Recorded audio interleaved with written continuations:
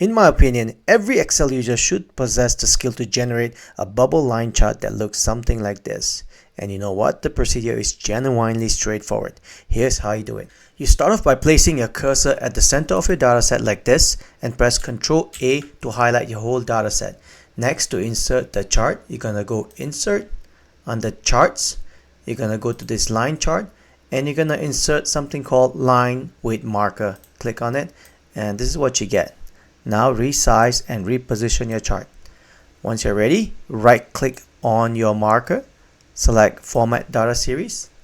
In this pop-up here, you're going to select Line and Fill, and then you're going to select Marker. Now we're going to try to make the marker a bit bigger.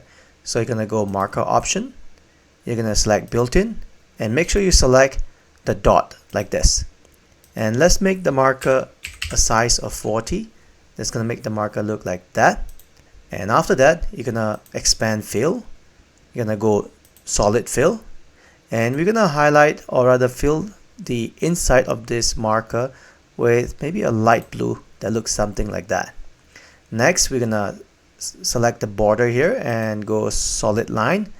And let's highlight the border a bit darker so that you can actually see it. Once that's done, right click on the marker again. Select Add Data Label. This is going to introduce a data label to all your marker. Now we want to place the data label at the center of the marker. In order to do that, left click on your data label here, and then you're going to select Label Options. Under Label Position, you're going to select Center, and you're going to scroll down and expand Numbers, and you're going to scroll down some more. Under Category, you're going to do the pull down and select Custom. And the custom format you'll be using would be this, and then click on Add, and you can see that your numbers are nicely formatted. Let's close this pop-up window, and as you can see, my data set has thousands, right?